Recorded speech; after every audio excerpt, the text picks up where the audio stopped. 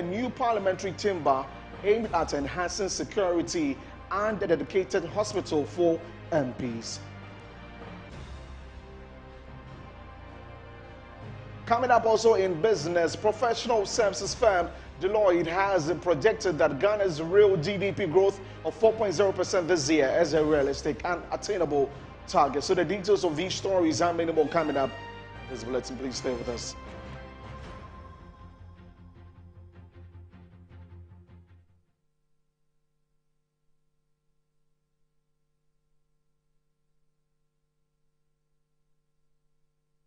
Hello again, many thanks for joining us. Let's get into the details of these stories. And the Ashanti Regional Minister, Dr. Frank Amakohene, has urged the Energy Ministry and relevant agencies to enhance communication regarding power outages in the region to keep the public informed. He noted that while various reasons have been cited for the outages, including technical faults and alleged sabotage, poor communication has been a major concern.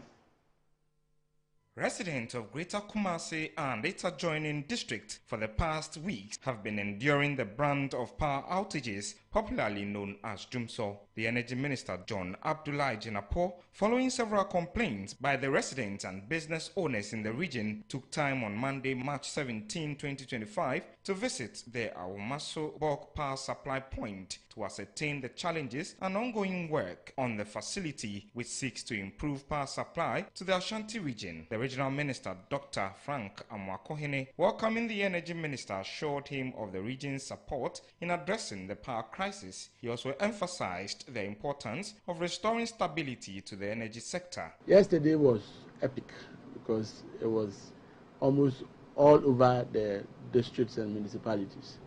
So I had a lot of complaints from most of the communities. In some instances, it goes off a minute, and after 5 minutes or 3 minutes, it comes back on. And that aspect actually damages a lot of the electrical appliances. So if there's a major fault, it's better you put it off for some hours, fix it before you put it back on. And whilst doing that, you have to let the public be aware. In his response, Energy Minister John Jinapo acknowledged the challenges that plagues the sector and assured residents of effort to stabilize the power supply. The minister also disclosed plans to relocate some power generation facilities to Kumasi to strengthen the region's energy resilience. We got to know that as of December, the system was shedding about 750 megawatts. That's quite colossal. And so one would have thought that having stabilized the power supply situation, especially with the supply of power, because as it stands now, we are even exporting power, the power situation will improve. But we realize that Ashanti region peculiarly has a major problem with power supply. The bottom line is that it's not just the supply of power into the grid, but also evacuating the power and distributing it. And so we are here with the team to see for ourselves the extent of the situation and the work that is being done to address the challenge. Gridco is injecting some major transformers to stabilize the power supply. ECG is also doing some major works, and we expect that the power supply situation in Kumasi and its environs and Ashanti region in general should see significant improvement. We inherited a power system that was shedding about 750 megawatts as of December, but we are determined to ensure that we stabilize the power supply and in particular supply power to Ashanti region, Kumasi, and stabilize the power situation. We are also injecting some major supply points in terms of power generation here in Kumasi. The Ameri power plants have been relocated to Kumasi to strengthen the resilience of the power delivery. Visit comes amid growing concerns over frequent power outages in the region, which has affected businesses and households. Now away from that, Member of Parliament for the Garu constituency, Dr. Thomas Adabaha set the record straight on the call for a new parliamentary chamber. He clarified that the Speaker of Parliament, Alban Bagbin, never actually supported the idea of a new chamber. Instead, the Speaker advocated for enhanced security measures at the parliamentary premises, which is a far cry from demanding a brand new chamber. He didn't say that he requires a chamber to be built. Or he's recommending? No, he is talking about improving security in Parliament. Okay. Improving security in Parliament could be, one, raising the walls around Parliament and making the entrance impenetrable to unauthorized persons. That is what I am thinking that he may be talking about. Also ensuring that people who enter Parliament has the right authorization and permission to enter Parliament. And the other issue is that our security staff there may need to be enhanced, either by numbers, either by whatever means, to ensure that they do their work diligently, to ensure no member of Parliament is attacked or no staff of the parliamentary service staff is attacked, or not even the Speaker cannot be attacked. So that if you enter Parliament and commit any crime, it means that it was a lapse from the security staff. So therefore, I don't see why we should make a call that a new chamber must be built. Yes, you can think of building a new chamber, but in the circumstances we are today, I think this was shut down in the last parliament when attempts were made to build a new parliament, and I think the last speaker, Michael Quay, previous speaker, Michael Quay. And this was in 2019. 2019, yes. And people were not happy about it because... There was massive backlash. Yes, even a journalist was arrested for demonstrating inside Parliament for that. I think the challenges we had in Ghana as at that time and now has not changed. So calling for a new parliament chamber to be built, I think what we have can also be enhanced. My own opinion, can restructure some of the entrance and the entry points of the Parliament to improve on it, just like the wall I'm mentioning, and also the staff. So to me, why do we need a new chamber? Where we are, who allows the people to get in there? How do people access Parliament? Parliament has an entry point that before you come in, you have to go to the visitors center, and then they would assess you there before the MP is called, and if you authorize, they let the person come. What I think is happening is that there are some people who commit to Parliament almost every day. They have become something like familiar with the security staff there, and so therefore when they are coming and they mix up with other people, the security people may overlook. We are all human, may overlook and something can happen. But since I went to Parliament, I'm just barely 2 months there, I have not seen any serious challenge so far. But once the Speaker has a record of insecurity in Parliament and is bringing it up, I can't doubt him. But I only insist that we don't need a new Parliament now. Meanwhile, Director of Communications for the NPP, Richard Ahiagba, emphasized that even if the idea of a specialized hospital for Parliament doesn't appeal to anyone, prioritizing health and security is non-negotiable. He will go through. I think that what Minority Leader is saying, the Minority Leader is saying, you look at it and maybe in the circumstances you say that it's not a priority. But health is a priority all the time. Security is a priority all the time. Now, if you're saying that perhaps we shouldn't build one specially for Parliament, you can have that argument. But security is a priority. But even the hospital situation, if it's built today, it's not as if only MPs will go there. That's not the point he's making. But somehow we have to build hospitals. We need more hospitals than we have. And that's the reason why I am saddened that in the budget they have defunded or have not provided funding option for the Agenda 111 hospitals. My brother was making very good points about hospitals that were built in their regime and claiming it, mostly, the Bank of Ghana hospital and the rest, even the UGMC. It's not as if that government itself built it, you understand? But it was built in their regime, so we can take credit about it.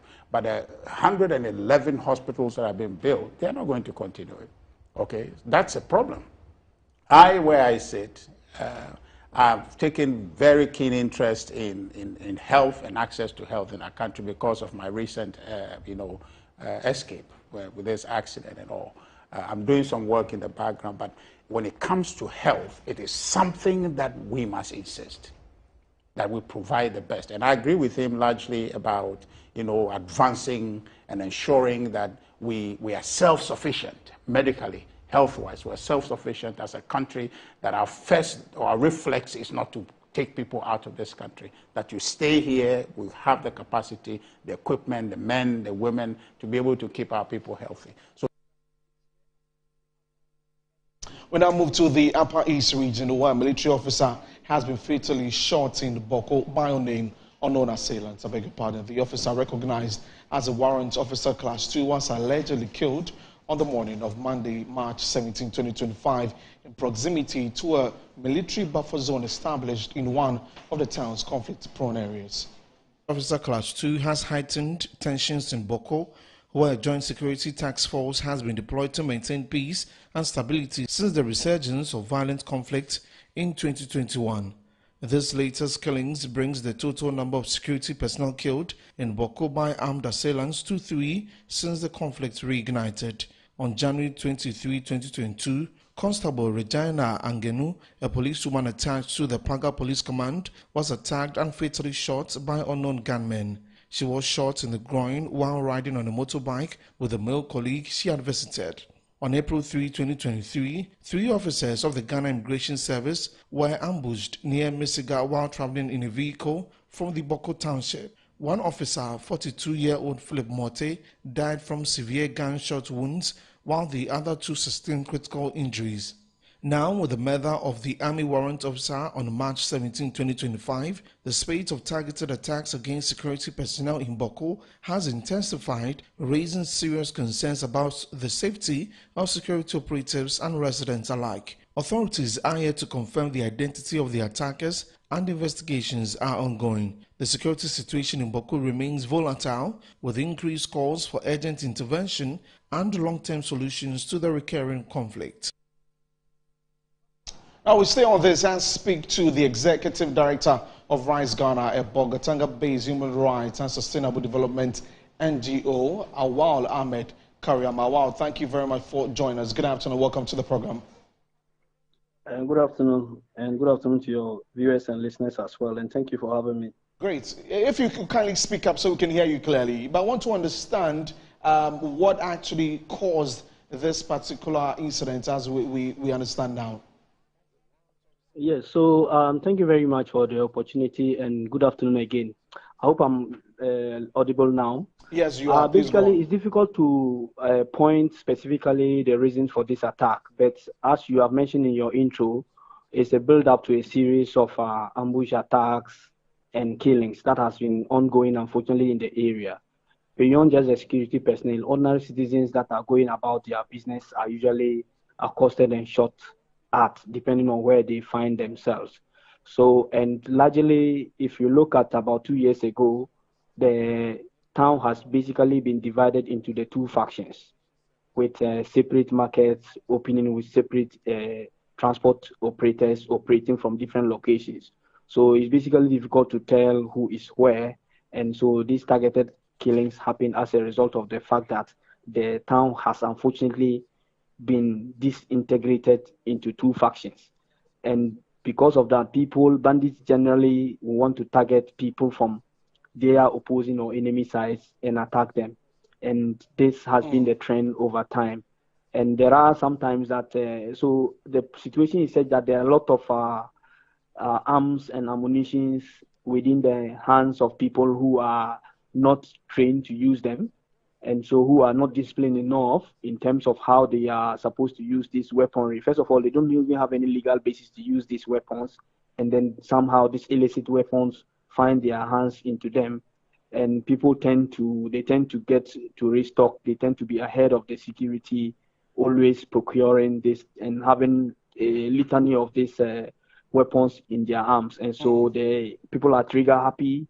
They just shoot at sides, people they perceive to be their enemies, or people they perceive to be at a location that they don't expect them to be. So basically difficult to tell and to point, but it's largely fits into the growing escalation of the conflict. But the conflict has moved from combatants engaging each other continuously because the military has set up a buffer between the factions, between the Mampusis and the Kusasis. Okay. The military have set up a buffer to prevent each person from going into another's territory.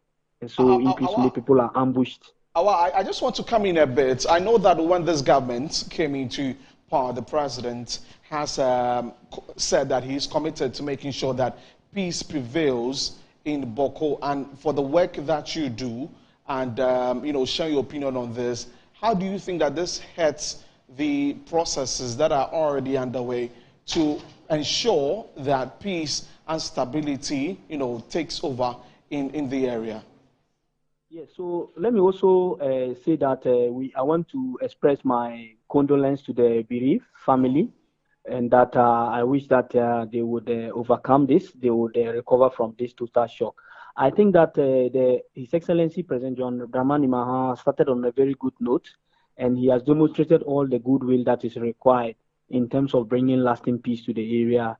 And I think that the people of Bawku should not fail him in terms of the initiative he has started. I mean, the previous government has tried to mediate using His Royal Highness the Ashanti to address this matter, but progress has stalled a bit with the change of government. And I must say that the previous government did not help matters, particularly the Regional Security Council, by overseeing that the town disintegrates into two, the setting up of other markets and other filling stations has worsened the situation.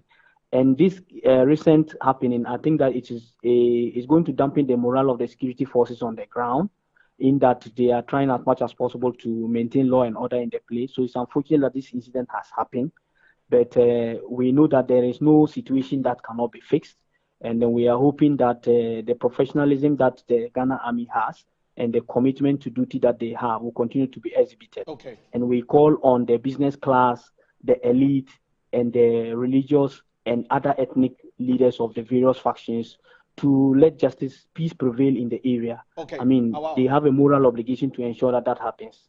Thank you very much for your time this afternoon. Awal Kariyama is Executive Director of Rise Ghana, based in Bogotanga, talking to us about the latest incident that has happened in Bawku. Now, away from that, President John Dramani Mahama has directed the task force to organize a national prayer and Thanksgiving service for Muslim and Christian representatives. Local government and Chieftaincy Minister Ahmed Ibrahim joined a visit to Muslim leaders, donated food and money for Ramadan, whilst pledging to address restrictions on Muslim students in mission schools. The minister paid a courtesy call to the National Chief Imam, Sheikh Osman Nuhu Shaributu, and other key Muslim community leaders, further solidifying his commitment to inclusivity with his administration. During the visit, Mr. Ibrahim not only reaffirmed his dedication to engaging with diverse religious groups, but also extended a generous hand to the Muslim community. As part of this support for the holy month of Ramadan, he donated several bags of rice and other essential food items to assist those fasting. The National Chief Imam, Sheikh Osman Nur Shaributu, in his response expressed gratitude to officials from the ministry and prayed for God's guidance and direction for the minister to succeed in his new role, while calling on Ghanaians to also pray for the president to achieve his vision for the country. In a remarkable gesture of unity, the minister also extended his donations to the Al-Sunnah Muslim community, the Emir of the Ahmadiyya Muslim Mission, and the Supreme Leader of the Shia Muslim community, further underscoring his efforts to promote solidarity across religious lines. Sheikh Umar Ibrahim, Imam of the Al-Sunnah Wal Jama'ah, and Al-Haji Maulvi Muhammad bin Salih of the Ahmadiyya Muslim Mission, who presented some Islamic books to the minister, also pledged to support and collaborate with him to achieve the vision of the religious ministry, which has now been aligned with the local government ministry. The minister announced plans to form a task force dedicated to regulating the observance of National Prayer and Thanksgiving Day, an initiative aimed at furthering inclusivity and national cohesion. To help support the leadership in this holy month of Ramadan, whether you are rich or poor, you have to fast. And the poor will be running to the leaders like this, in times like this. So as a ministry, we choose, as a ministry representing the central government and serving as an interface between governments and the faith-based institutions, we we chose this one as one of our religious responsibilities to come and do. And that is exactly what we have done. And we were tasked to... When we come back, we do more stories. Please stay with us.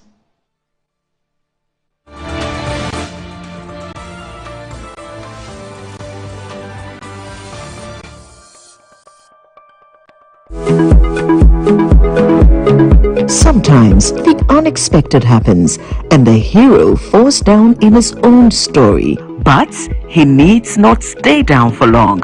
Cosmopolitan Health Insurance is your trusted health partner. Whether an individual building a business, with Cosmopolitan Health Insurance, your medical care is our concern.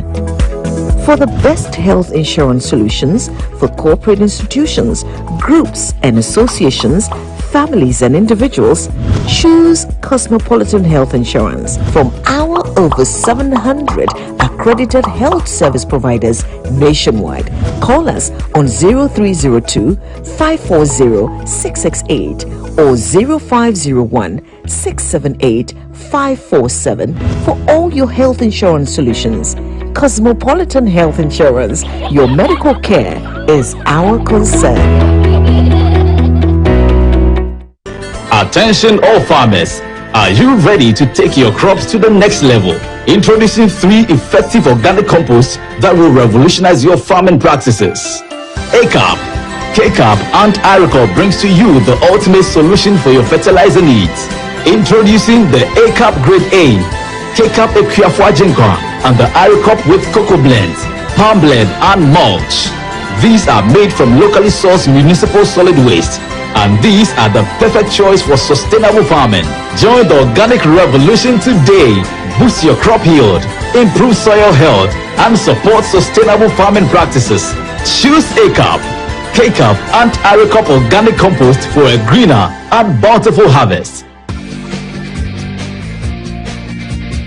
For your purchase and more information, call the numbers on your screen. Our products are endorsed by COCOBOD, Planting for Food and Jobs, and the Ministry of Food and Agriculture.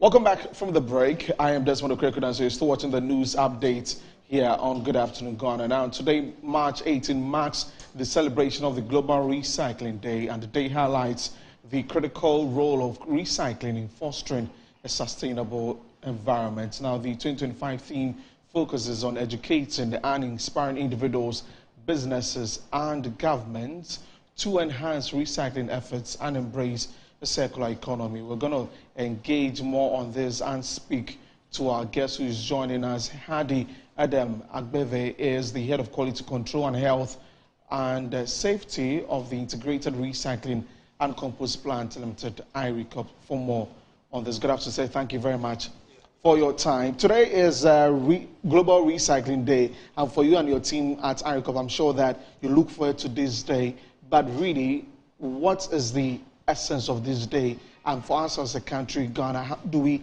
tap into this also?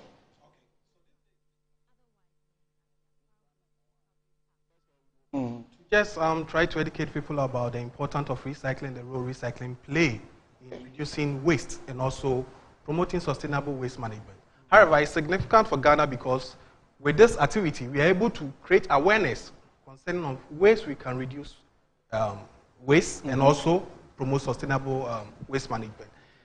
And the most important also is the strengthening of enforcement to policies that are governing waste management. Okay. But how have we fared so far as a country in waste recycling? I mean, even as the theme says, making sure that individuals are educated, understand what recycling is and how it can benefit all of us. Have we done well in that sense? Not really, but we are doing our best. I think with Just One Group, I'm part of the Just One Group of company, and with the Just One Group of company, what we do is we try to also go to schools. We have an encounter with Roman Rich School, Ghana International School. We engage them during Environmental Day when they are environmental clubs are having programs, we go there just to educate them about waste management, recycling. And hence, they understand the need to start recycling, even at their various homes. So some people, some organizations even come around, we teach them how to do composting. So it's a way where we reduce waste. The most important thing is to reduce waste and reduce the amount of waste we take to the landfill. So basically that is what we are doing at our end. And I believe when government comes in and there are more people who are pushing this agenda, we are going to achieve great. So beginning, I'm sure the beginning is from where we produce the waste, and then the segregation and all of those things, and then to recycle. I think yesterday on social media I saw how what we call Ghana Must Go, the bags that people throw away and all that, has been recycled into bikini outfits and all of that. And I thought it was a really, really innovative idea. Is it very easy for people to say that I want to get into the recycling space? Or, I mean, as I recall, how is that also going on from your side? Is it very easy doing that? It's not easy. Basically, it depends on the infrastructure you have. Okay. It's quite capital intensive. So mostly we try to see the intervention of government, where there are PPP initiatives where people can partner with government and get things done. However, for individuals or small-scale recyclers, I think there should be some incentives. There should be some activities that will be promoting how to recycle or upcycle or repurpose some waste that comes out. Okay. At our end now, we do tie recycling that most people don't know about. But let me use this opportunity to just let them understand that a lot of people go ahead burning ties, producing hazard into the environment. However, we collect the ties, we remove because they're interested in the metal or the metal in the tie. So we try to remove that for you, and we are interested in the rubber. And it's the rubber that they burn, and it produces chemicals that affect our health. So we need the rubber. We're going to process the rubber into tie powder, which is finally used to produce the dustbins. You see the wheels on the dustbin. Some use it for playing ground because it's a very good shock absorber. So these are some of the things we are doing at our end. And as I said, these are all capital intensive. I mean, you mentioned government and the commitment to making sure that we are on the right path when it comes to recycling and all of that. You mentioned that, well, there's more that government needs to do in terms of incentives that it gives to small scale, recyclers and all of that. What else do you seek from government to help make sure that this, journey we are on in terms of recycling, it comes out good? We believe in more education. More education, because at the moment Ghana is not doing segregation at source. So we are praying government can champion that, where materials will be separated into organic, plastic, paper, metal. By so doing, several industries that are in the system will pick up what they need to recycle, therefore reducing the amount of waste that goes out. Secondly, I think Just One Group have done great to help reduce the waste by creating ARICOPs in all 16 regions, which is very key in this day we are trying to observe today. So we are also helping, but we need other support from government, yes, so that this can be implemented well. There's also another thing we can look at, that's the external producer responsibility. The pure water you drink, the bottled water you drink, there are people who are producing it for us too. And we are contaminating the environment. As you know, plastics takes a long time before it degrades. So these people have to be taxed to pay some levies, which can be used to incentivize all those recycling companies to be strong and be able to process the waste we generate. Very, very, very important. And so I'm going to cross over to my colleague, Makwisi. He's seated, and he definitely has an interest in this conversation we're having about the Global Recycling Day. And so we'll get to him right away. Any question that he's got to ask our guest here, Mr. Agbeve, I'm sure that he'll definitely bring that in. So, Akwesi, good afternoon. You definitely are interested in this conversation.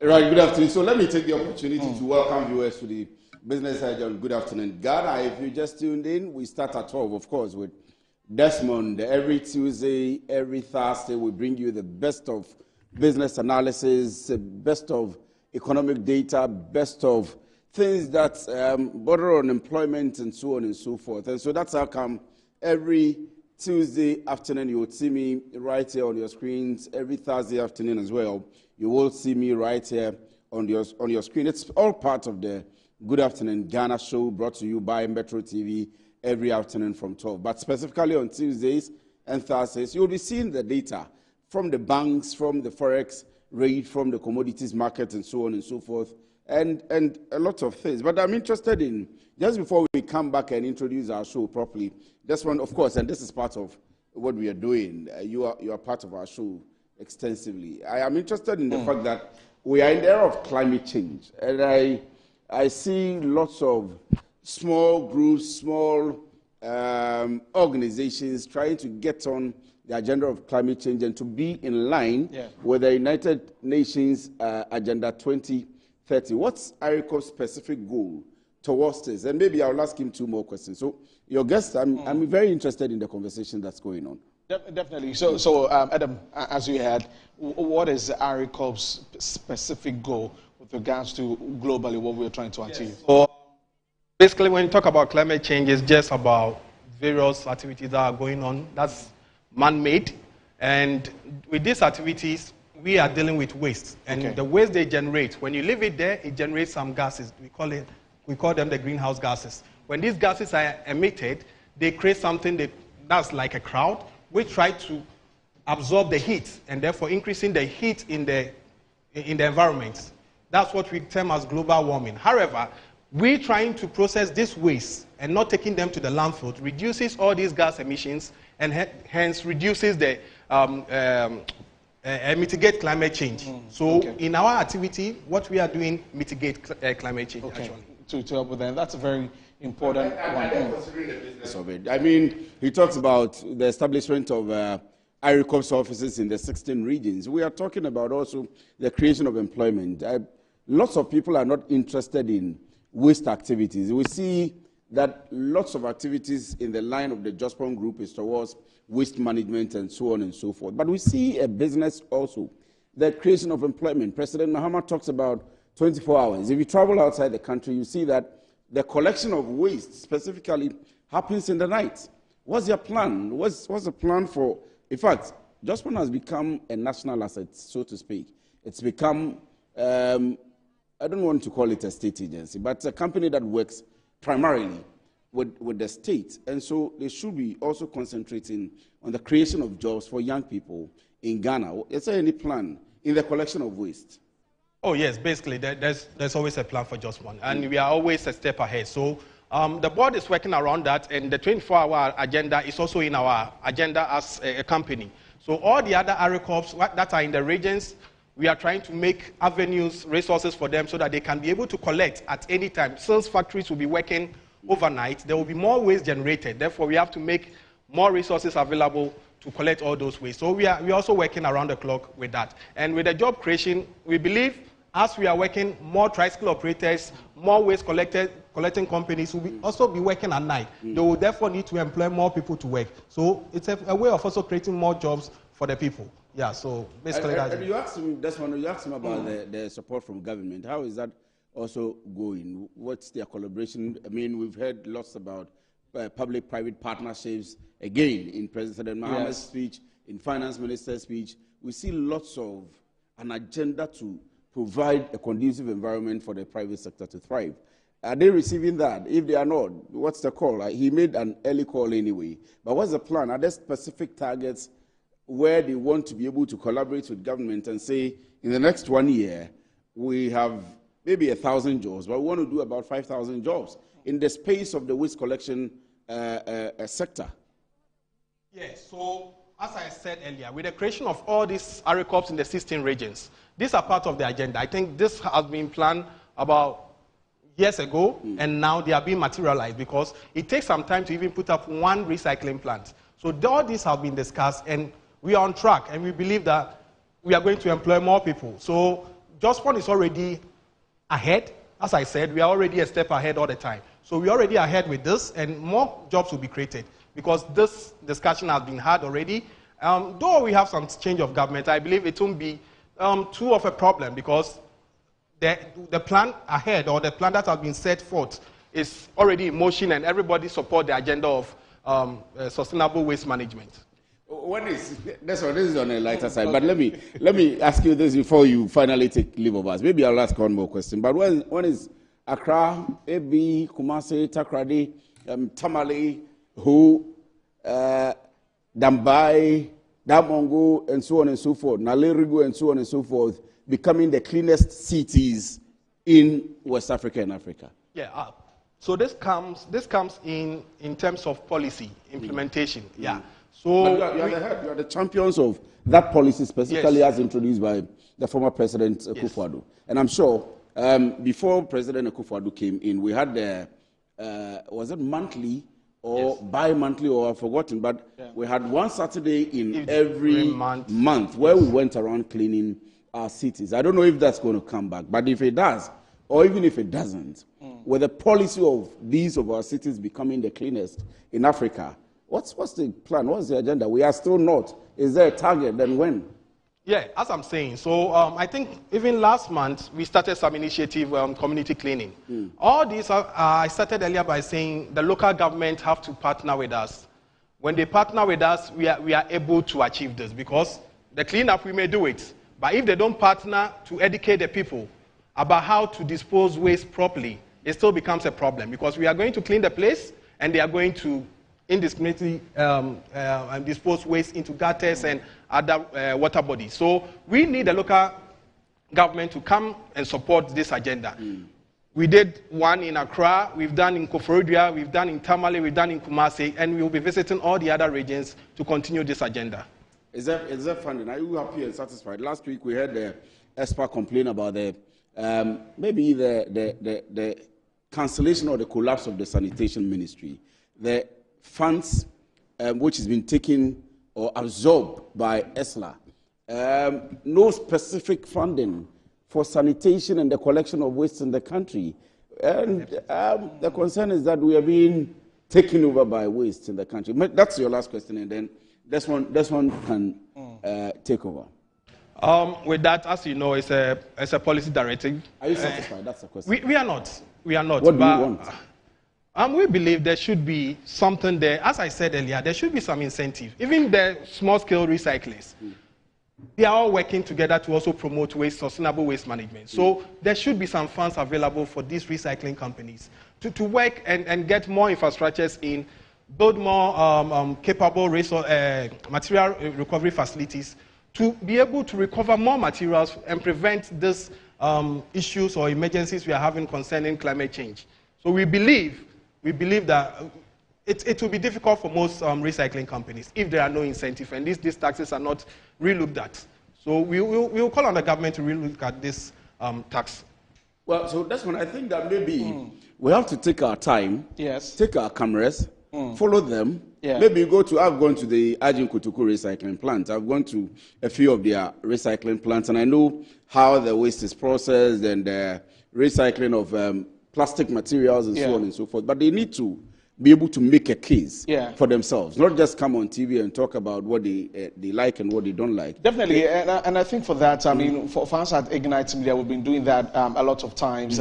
Our reporters are always on the ground with them, with Zoom Lion, going into the market, into the communities. When anything like that happens, also on original, in the Chi language or in the Akan language, so that they could also understand and see what is going on. But we definitely keep up with that to make sure that we help making our cities clean. And I remember that somewhere last month or so, the Greater Accra Regional Minister went to Medina with the Zoom Lion team, where they did some cleanup exercise, where she also talked about the fact that there could be a day out of the month, maybe the last Friday or last Saturday of the month, where there needs to be a cleanup in every community to make sure that we are ridding our cities of filth, and that is a very important cause. So we'll definitely keep up with that and bring our viewers up to speed with all of that. So that's a conversation we've been having about the Global Recycling Day 2025, and Adam Harvey Agbave has been our guest. Thank you very much for joining us. He's the Quality Control and Health and Safety Manager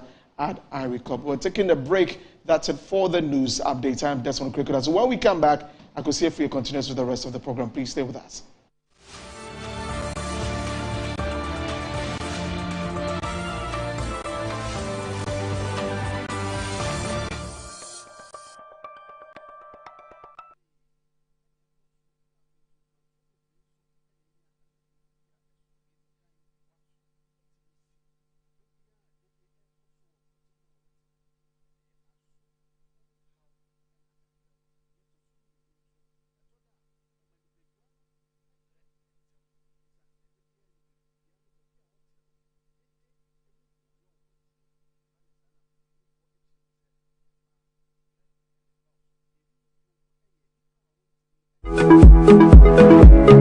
Sometimes the unexpected happens and the hero falls down in his own story. But he needs not stay down for long. Cosmopolitan Health Insurance is your trusted health partner. Whether an individual building a business, with Cosmopolitan Health Insurance, your medical care is our concern. For the best health insurance solutions for corporate institutions, groups and associations, families and individuals, choose Cosmopolitan Health Insurance from our over 700 accredited health service providers nationwide. Call us on 0302 540 668 or 0501 678 547 for all your health insurance solutions. Cosmopolitan Health Insurance, your medical care is our concern.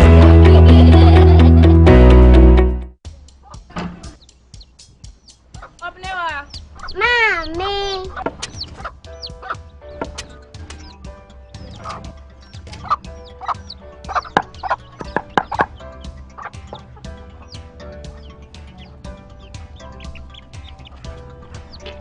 Michelle, fe.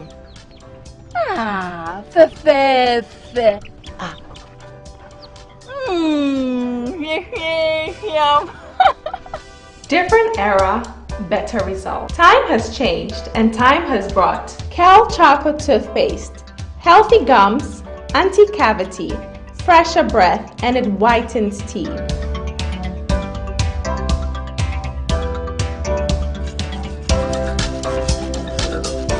Kel Choco Toothpaste.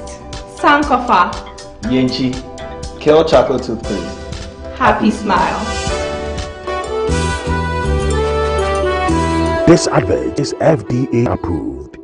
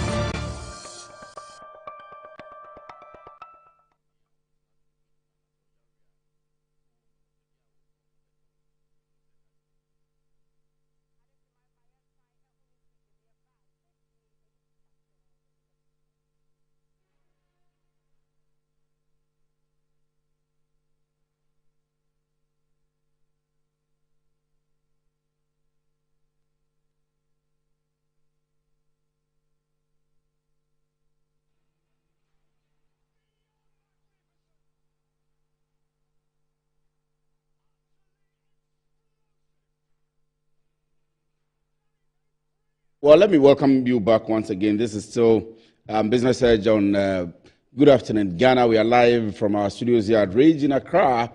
And of course, it is for God in country. You can catch us on Metro TV news pages, on social media, on Facebook, on Twitter, and all other platforms. We will continue with the program. And let me give you a quick of a lineup. So we're going to have an interview on the entire energy sector, maybe focus specifically on the declining prices of fuel as per the deregulation policy. So we'll do that pretty shortly.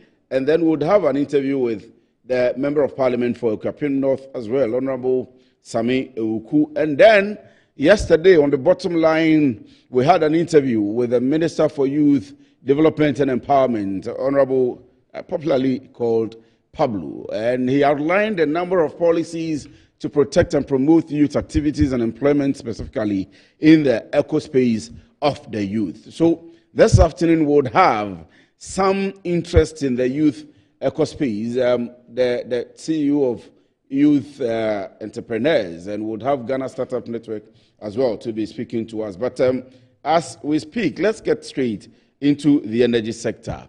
Lots of people have complained about whether they have power and power outages and so on and so forth. But our utmost concern is the fact that some prices in transport fares are rising in certain spaces and certain areas of the country. However, we are seeing prices decline. And from the experts, they say that this is the third decline since the beginning of the year. We have Benjamin Insia, who is an energy policy analyst and, of course, Director of Center for Environment and Sustainable Development at IES on the line. Good afternoon. Thank you very much for joining me. If you can hear me, Benjamin.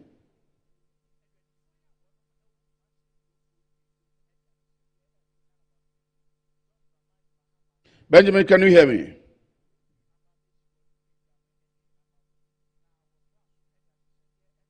So what we are trying to do is trying to get Benjamin Insia on the line to speak to us about fuel prices and how they are going. However, we still have some items. Maybe the producer will put on screen what's been happening with the deregulation policy and the fuel prices since the beginning of the year.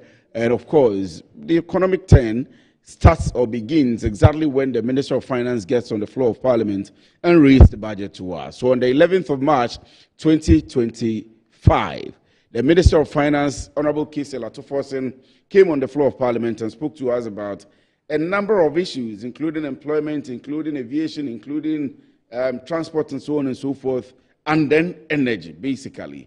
One thing that's been on the mind of Ghanaians all the time as a basic tenet to economic development is that of the fuel pricing. So the IES estimations for March 2025 in the second pricing window, this is what they say. The international fuel market recorded significant declines across all three key petroleum products during the first pricing window of March 2025. So I'm taking it again, then we take particular notice. So we can be asking the relevant questions when we get the energy experts on the line.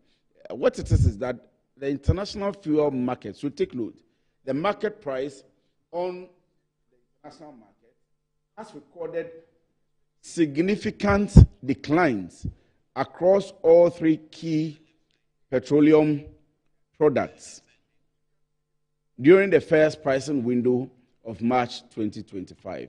I'll take you back, after I read this slide, I'll take you back to some of the factors that affect pricing of fuel here in our country. The major basic line is what we call the deregulation policy, where government may not have much effect on how the prices of petrol are. Unfortunately, it's been politicized time and again about what or which government is in power and how they are influencing the fuel prices and how they can actually control the fuel prices. So this one says the international fuel market price recorded significant declines across all three key petroleum products during the first pricing window of March 2025. Now, gasoline prices fell by 9%.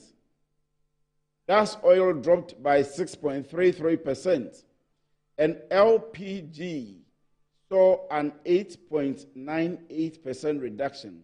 On the local front, that's in the Ghanaian market, Ghanaian cedi experienced a slowed depreciation. So this captures all the things that I had wanted to talk about. That's the international market price, and then the exchange rate, which has an effect on how much we are buying it and how it ends up at the fuel pumps. That's the ex-pump price for us to get there and buy.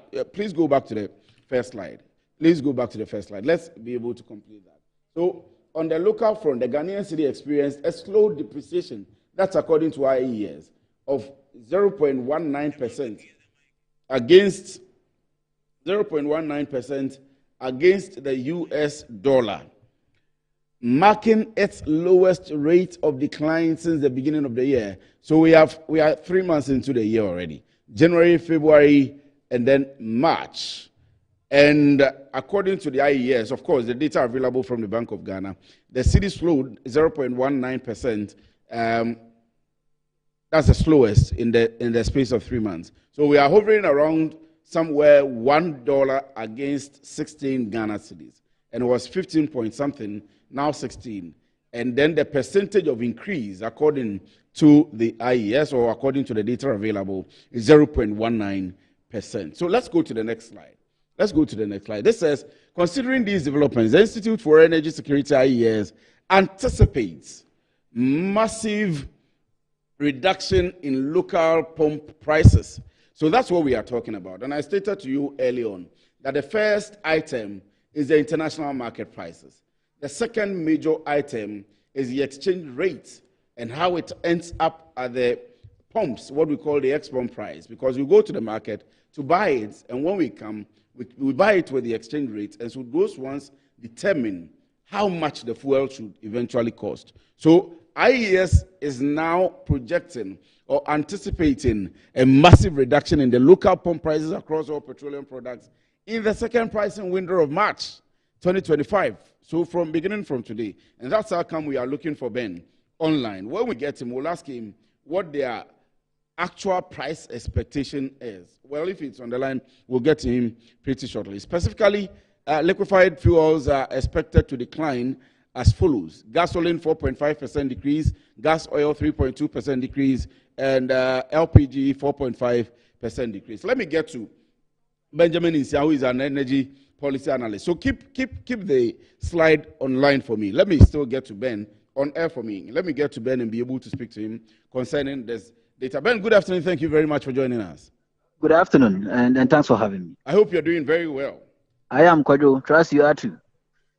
You're telling us that in the second pricing window of March, because of the maybe fairly stable exchange rates or the cedi depreciation against the dollar and the international market prices of oil, we should experience slowed or maybe a reduced price of gas oil, of petrol, and LPG. You said gasoline 4.5% decrease, gas oil 3.2% decrease, and 4.5% decrease in LPG. If I go to Goil today, if I go to Shell today, how much should I be buying petrol for? For the layman who is watching us, for 1 liter, how much should I be buying petrol? Thank you very much. I think that the projection you just mentioned are from the COMA, that is Chamber of Oil Marketing Companies, and these projections were made based on certain factors we use in determining prices locally. These factors, we normally call them petroleum price indicators. So if you look at this current window, as you mentioned, most of the products, refined products on the international market saw a sharp decline, almost, especially petrol, which you mentioned as gasoline, almost hedging towards around 10% decline. So when prices on the international market decline, what it means is that reflectively, locally, prices must decline if you have a stable currency.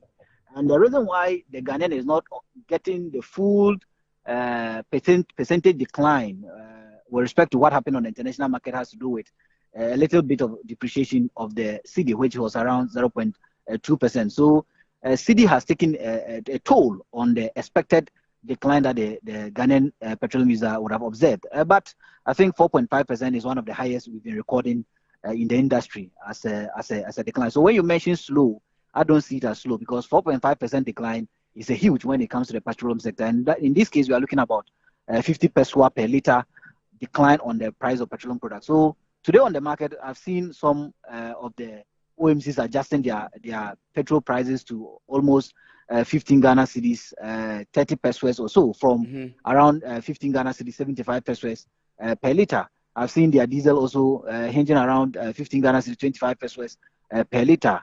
Almost also the same around 15 Ghana cedis, 75 pesos per liter. So both products have seen an average of about 50 peso decline on their prices. And I think that these are in respect of the what we call the major OMCs, that OMCs with a spread across the country. That is the Vivo, with Shell, the Goil, Ghana Oil Company Limited, and also Total Energy, Ghana Marketing Limited. These are the major OMCs with mostly higher price. But the likes of Star Oil, the likes of Zen Petroleum, the likes of Goodness, the likes of Frames Oil, the likes of Benab, their products are likely going to be below 15 Ghana cedis per liter. Some are likely going to sell their petrol around 14 Ghana cedis, 70 pesos per liter, and also their diesel around 14 Ghana cedis, 99 pesos per liter. So that is the observation in the industry as we're speaking, and basically has to do with international market price decline as well as a little bit of a steady with respect to the cedi depreciation. 0.2% is not that huge. So is the reason why prices are down as we are speaking today. I mean, for the purposes of a layman, does this have anything to do with government's policy towards the energy sector? Not at all. I think since 2015, we've partially deregulated the sector. What government does in the sector is to introduce some taxes on the sector, or maybe amend some laws in the sector to take out some taxes. Government has no hand in the sector. What government will do is to ensure that there is energy security, and that means that there is supply of that product in the country by helping some of the BDCs with certain cheaper dollars through the auction policy by the Bank of Ghana. However, even as a policy maker in the industry, I think that Ghana is throwing some huge sums of dollars away, because the BDCs will not factor even that particular auction dollars into the pricing of petroleum products locally. So we need to critically look at that. Government has nothing to do with price decline locally. Maybe indirectly, we will say a government will do something based on government's ability to make the cedi appreciable against the dollar, or make the cedi very stable against the dollar, because cedi is one of the factors in determining prices. So if government through macro or fiscal policy ensures that the cedi becomes very stable, we can maybe give government a credit on that. Apart from that, government has no hand in fuel pricing locally. It has to do with Ben, in spite of the stability of the cedi and the deregulation specifically, let me go in there. In spite of the deregulation policy, politicians, and I'll blame you and your colleague energy experts, you have sat down for politicians to politicize the prices at which we buy fuel, based on the fact that they say there are some taxes on the fuel prices. And as you're saying, if you consider the margin by which the international market price is going down, then maybe the price may or should be able to go down further. But the taxes from government, and of course the taxes are used to support everybody in the system, we are not able to reduce it to the quantum which the country has to be able to reduce it to. And so there is still a government effect. What do you say to that? Yes, I think that those taxes, taking them off will be a very challenging, because even today, paying energy sector shortfall is a major problem in the industry. And I was just at a conference where I argued that we need 28 billion to pay energy sector shortfall. Energy sector levy act gives us only 4.2 billion for the power sector. So taking out those taxes will be very problematic for the power sector, especially the security and sustainability of the power sector will be very challenging. So we cannot take them out. There's also special petroleum tax, also introduced around 2014. It can also be taken out because it also supports the sector. So what I mean by government not having any hand in terms of price determination has to do with relaxing for the market to determine its own price, apart from government imposition of certain levies on it. If government decides that we are taking the levies off, then it means that there's going to be a financing gap, that government must look somewhere to get revenue to pay off the sector shortfalls, which I think that government is also facing certain liquidity constraints now. So it's not the fault of the CSOs that we don't mention. I think Benjamin Isia, for example, myself, for example, and also my organization, Center for Environmental Management and Sustainable Energy, have always mentioned that government has no hand in fuel pricing locally, apart from its taxes. We can only say that government has contributed to reducing fuel prices when it takes off taxes on the fuel prices, or takes off certain distribution margins on the fuel prices. Apart from these, government has not done anything to ensure that fuel prices are comparatively cheaper for the end user. So we should not credit government for that. What we are observing in recent times is because on the international market, fuel prices are declining, and these projections are known. Even the second window on the international market also see some bit of decline, but as to whether our city will be very stable enough to help the end user locally is another thing. But these are declines on the international market, and if they decline locally, it must also decline. But I also think that the regulator must enforce through regulation and supervision to ensure that whatever happens on the international market reflects locally, because the 3.5 or 4.5% we are observing, I think that it should have been gone higher than that. Right, let me ask you this one. I don't know how to put it, but I'm not too sure if the OMC are quite happy about the consistent decline in the prices, of course, based on the policies and things that we are talking about, particularly because there are some OMCs who may have either hoarded or have a chunk of oil deposits in their tanks waiting to be sold. And sometimes when they anticipate that the prices will go up, they have these, they buy it in bulk so that they are able to sell when the prices go up. And then the margin that come on the ones they have existing already, they make much more money. But in this case, they will still have to sell what they have in their tanks as reserves at the reduced cost, and so they may be making some losses. Do you anticipate, first of all, the fact that I am maybe anticipating they will lose, and so they may not be too happy, and any adverse effects of that? I think it's based on their business strategy. And if you also always want to take advantage of the end user or the petroleum user, sometimes it may go against you. And if you had made profit if you have made a lot of profit from taking advantage of the petroleum user, when you are making losses to you, the profit will balance the losses. So I don't think that there will be a major challenge. In recent times, the sector is very saturated. We have over 3,000 filling stations across the country. We have over 170 OMCs and about 45 LPGMCs. So the sector is very saturated in such a way that if anyone thinks that they can hoard product, create artificial shortage, they are likely sucking their customers. OMCs will hoard products. I don't think that OMCs will create products. The moment you hoard or create artificial shortage, you are losing and you'll be kicked out of the market, and it becomes a worry onto you. But the problem, primarily, let me shift away a bit from the current price reduction to the general problem that we have. And one of the typical areas we should look at is toll. The local competitor, local refiner, to be able to refine so that the price, as we anticipate, could further come down. Are you hopeful? We have a new chief executive officer, Dr. Suleiman, who has been in the industry in other parts of the world, now come here toll.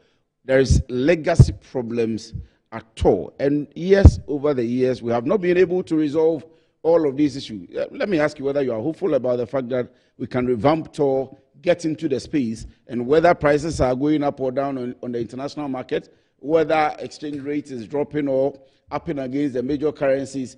The fact that we have 10 field, we have Jubilee field, we have all of these production fields that we are supposed to be able to refine, but we are not. We still need to go to the international market and come and feed our local pumps or local the OMCs. If we're able to revamp toll, and are you hopeful about the fact that we'll be able to revamp toll to get into the space and stabilize, bring some level of stability?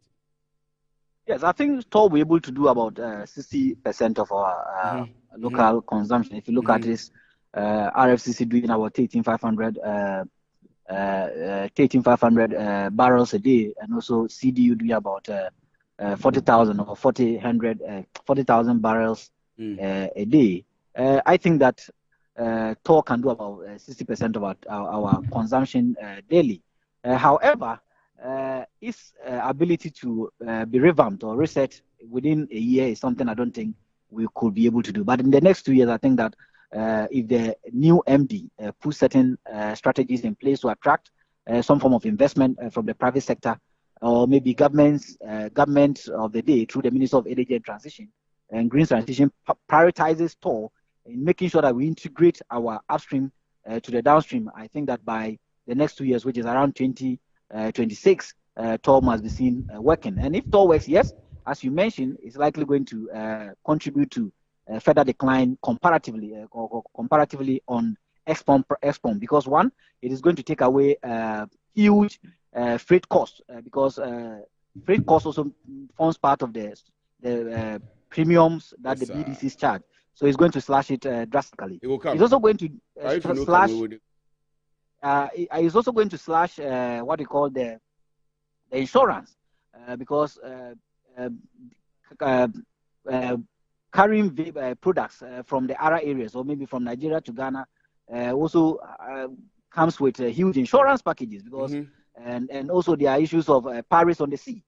But if the products are being refined locally, it also slashes insurance. And that also goes to make sure that premiums are also slashed. So if toll works, it goes to the benefit of the petroleum end user locally. But as to feasibility that this year is going to, I don't think so. Maybe by 2026, if things are put in place, I think the MD has said that they need about $25 million. If government prioritizes toll and injects $25 million, we must see it working. If government also decides that we bring in the private sector, some of private sector participation, or even privatization of it, we must also make sure that by that time it works. If it works well, I think that the end user locally will benefit. And that also goes to make sure that we reduce the huge sums of dollars that we use importing petroleum products into the country. And that also puts some pressure on our import bill. and that also puts some pressure on the depreciation of the currency. Because when we reduce our 60% of importation through the BDCs, what it means is that we are reducing 60% of dollars that we would have used in importing fuel, and that also puts the cedi in a better place to appreciate against the dollar. Ben Insia is an energy policy analyst. Thank you very much, Ben, for giving us or doing us the honors of speaking to us this afternoon about fuel prices. And so Ben says that maybe beginning this week, we should see a reduction in the prices of fuel. First of all, we got the notice from the IES, and then we have been speaking to Ben. Ben says that maybe some 50 pesos per liter should go off. So when you go to the fuel pump at Goyle, when you go to Shell, when you go to any of the filling stations around, if you have a car, if you have a big car, like maybe my friend Sheriff Gali sitting here, or if you have a small car like myself, Honda Fits, or whichever car you're using, expect a 50 peso liter, 50 pesos reduction per liter of every fuel that you buy. So you may want to now calculate in liters how much you buy for fuel. So this is Business Edge on Good Afternoon Ghana, right? Every Tuesday afternoon beginning 12 with the news, and every Thursday afternoon as well beginning 12 with the news. You want to tune in? I've told you earlier on that today our lineup involves speaking to the energy experts as we've just done about the reduction in fuel prices, primarily based on the deregulation policy. But of course, and I asked him, there is some hand of government in the entire dealings, and of course, the stability of the cedi against the dollar and the world oil market prices.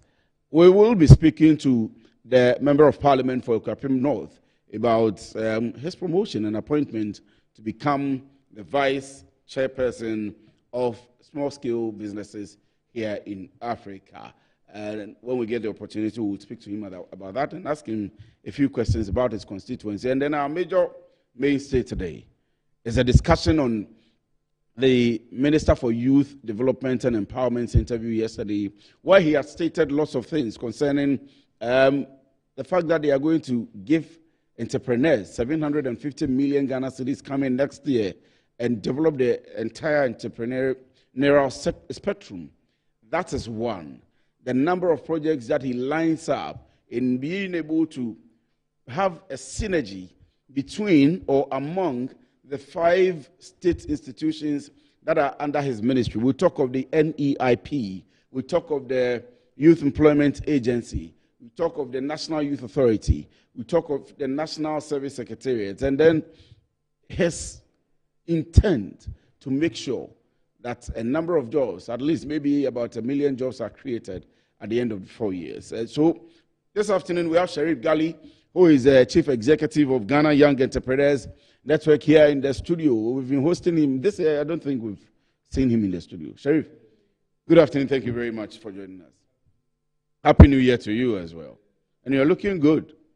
Your mic is actually off, so let me welcome you again. So, thank you. Welcome once again and Happy New Year to you. Thank you. Like I said, Happy New Year. It's been a while. You know, it's been a very long time. This year, I don't think we have met. We haven't, because you've been the busy one here, coupling with, corporate work, pushing the media and the youth face. You've been doing well. That's our mandate. Ours is to make sure that young people in Ghana are empowered, maybe through getting jobs or having their own jobs or setting themselves up. Whichever way. That's and what I love the way you do it with passion anyway. But let me apologize to you first of all. We missed the program of yours. We are supposed to be a partner of you because of the space in which you are. Creating jobs, supporting the economy through the micro parts where people are not paying particular attention to the small businesses and so on and so forth. And you sent us a program. I don't know whether I didn't see it.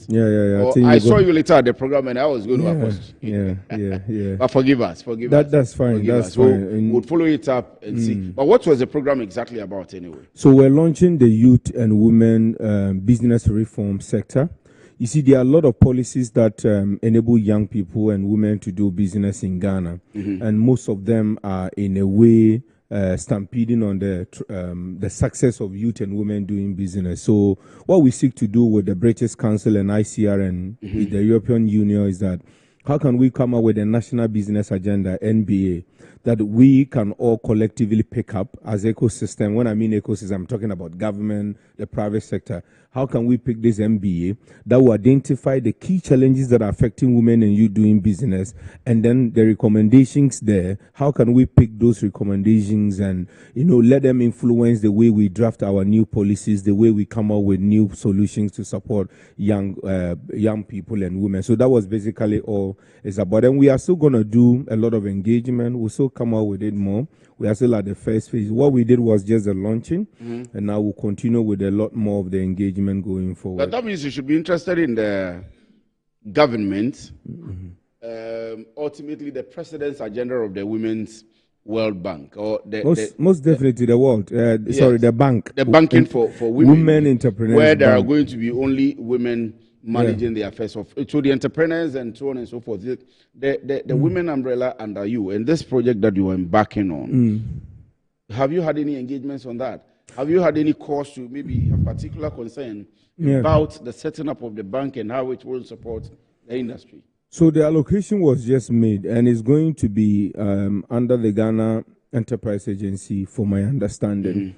The indication is that they are here to engage all of us, but I will say that during the putting together of the manifesto, they reach out, this particular party that is in government, and some of these ideas came up and we all shared our thoughts around it. It's long overdue that we have a financial instrument targeting women, because the problem is that it's not because women don't really have access to funding.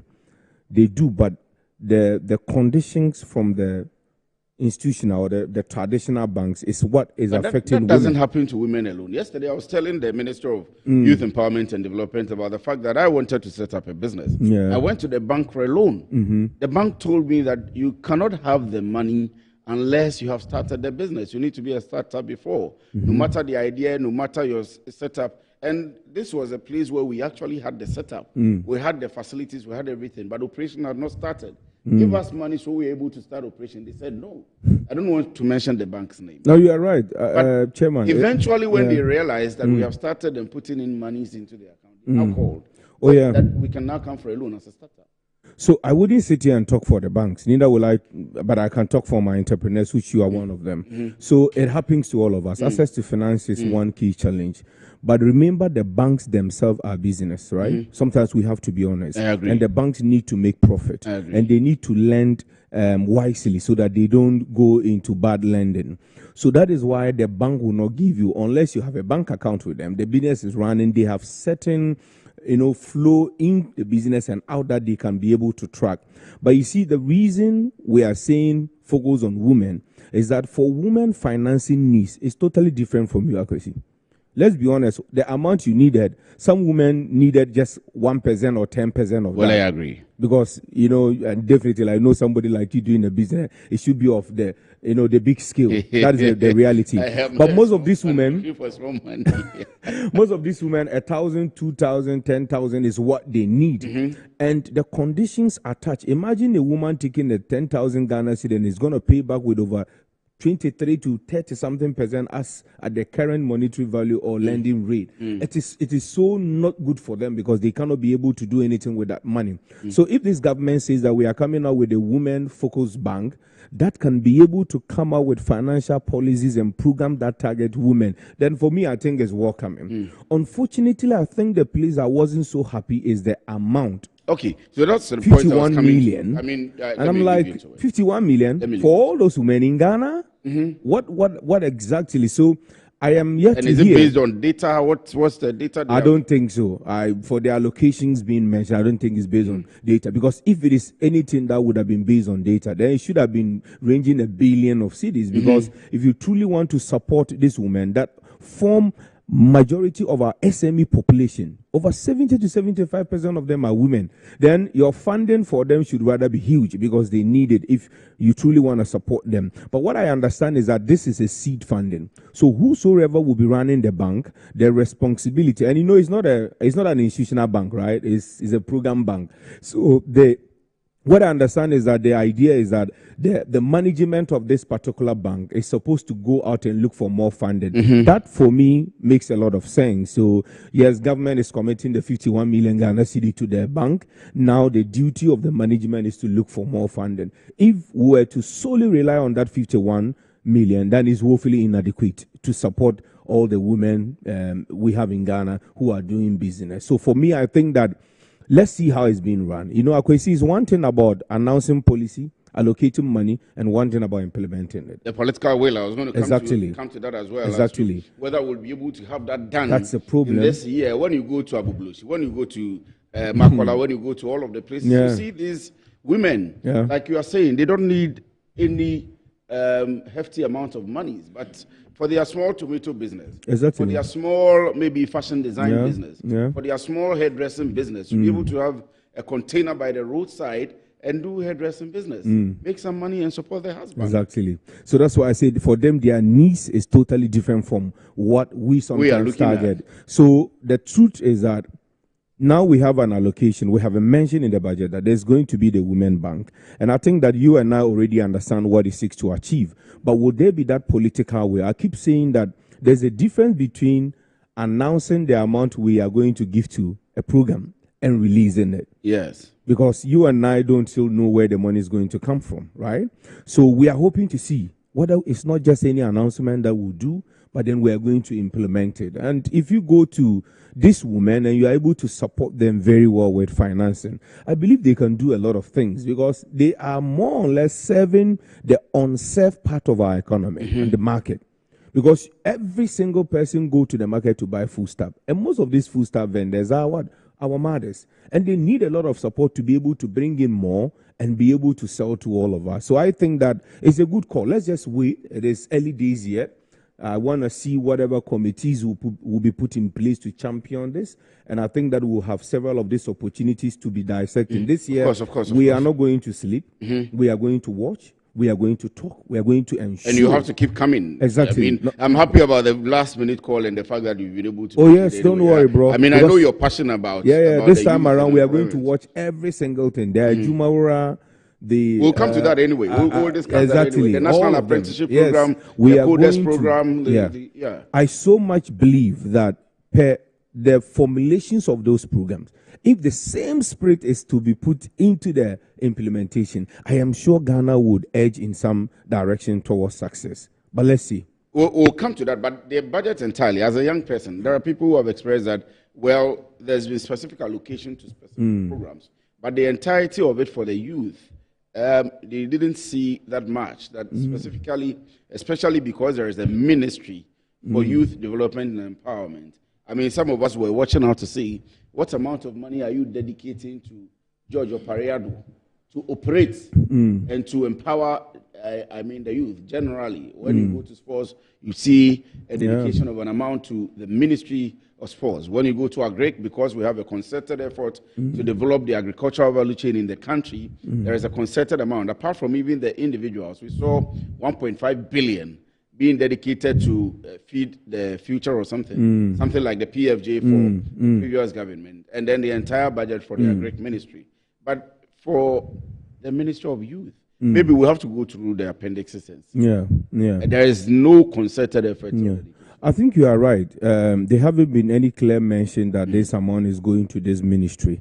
And I want to believe that for me, the few budget I have seen, you see, ministries are not implementers. They are more or less monitoring and policy guys. So at the end of the day, sometimes they don't necessarily have their budget mentioned in the main budget. I would beg to differ from the rest of the school of thought.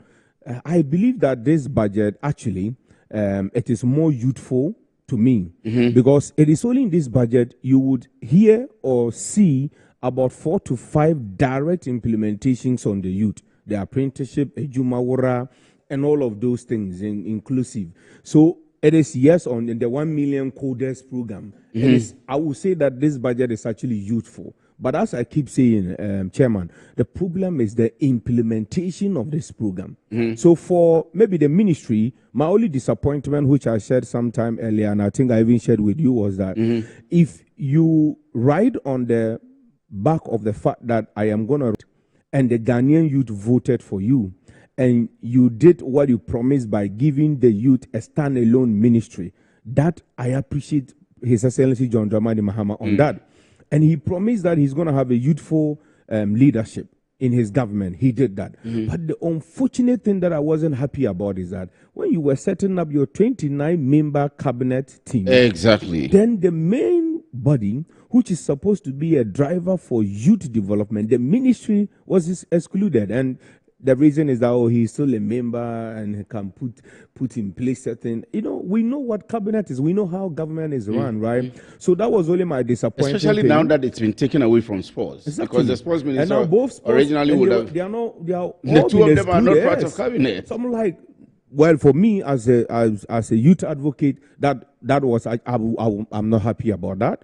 Even despite the fact that this is more youthful, I've seen a lot of young people taking up positions, but excluding the Ministry of Youth Development and Empowerment out of cabinet, I was disappointed. But the explanation is that, well, he will be part of the team, but may not be able to be part of the main cabinet, but should be able to vote. So the point is that having all the allocations made for youth is fine. Chairman, you've been in this country. You know they make a lot of allocations. We've been here when USTAD was mentioned. Can you pinpoint and tell me where allocations were made on USTAD? So I am not so enthused and supposed to be so happy about the fact that allocations have been made. But I trust that with the enthusiasm and the zeal at which this government is moving with their youth-centered programs, I believe that this will not just be a mention in the budget, but rather allocations will be released, and then these programs will be implemented. And hopefully, like I said, we will keep eyes on them and always keep talking about them and see how we collectively will support them, implement them very well. I mean, the minister has very great ideas. I spoke to him he's a brilliant guy, last night. And let me admit that I was very impressed.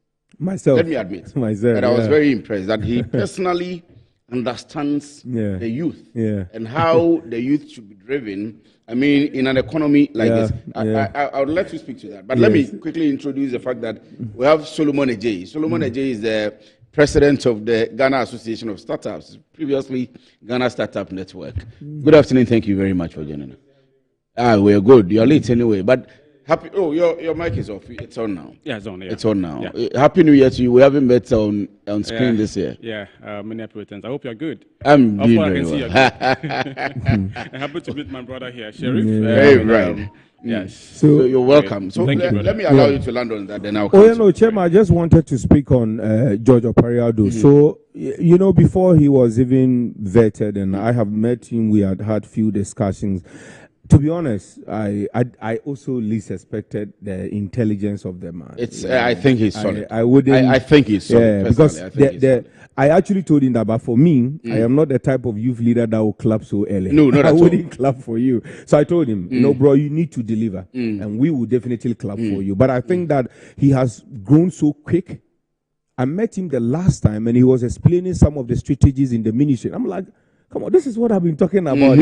How do we harmonize the work of the NYA, the NEIP? And that's the point I'm coming to. What he is going to do. And this is what has been lacking, Chairman, because the youth in Ghana are confused as anything. You would tell them that there are so many interventions, but if you don't know where to go for that intervention, then there's no intervention. Everybody knows the Youth Employment Agency provide jobs, right? That they are to facilitate jobs for the youth, right? Then you go to NYA, they also do their work. Before some time, you would realize that all of them are doing one single thing. You see, there's nothing wrong with you doing a lot of things, but the problem is that if you don't have a coordination point, then you fail. So I was happy when Pablo told me that this is his main target. How will I get all these agencies to work together to ensure that there's harmonization, to ensure that if it is a Jumaura, they are all playing key role to ensure the success of a Jumaura. There's a reporting point. And so I love the brilliance. But like I said, we will not clap now for him. We would clap when what he's saying is what he's going to do. I will not clap for him. I will not clap for him as well. But I'm still admitting on air that I had the engagement with him yesterday. Brilliant. And I've seen him on political platforms, and I've always had the feeling that, well, once it's politics, honestly, I thought he was people will always do politics. I mean, people will always do politics. But we had the interaction yesterday on Bottom Line in the evening, and he was very brilliant in the exposition of his ideas and how he intends to use or champion the agenda of the youth. And I think this coming Thursday, he announced that he's going to launch a program on drug abuse and how to, get people reoriented about the use and abuse of drugs. So I'll get the details from them and put it out. But so let me ask you, have you had the cause to engage him yet?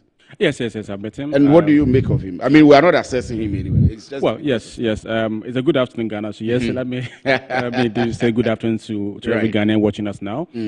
So yes, once again, congratulations to him. He's a fantastic guy. I met him a couple of times to discuss his agenda, and of course how his agenda sits into, or how what we are doing Association of Ghana Startups sits into what he is trying to do. I think he's a good guy. He has some great ideas, but like Sherry said, it's just early days yet.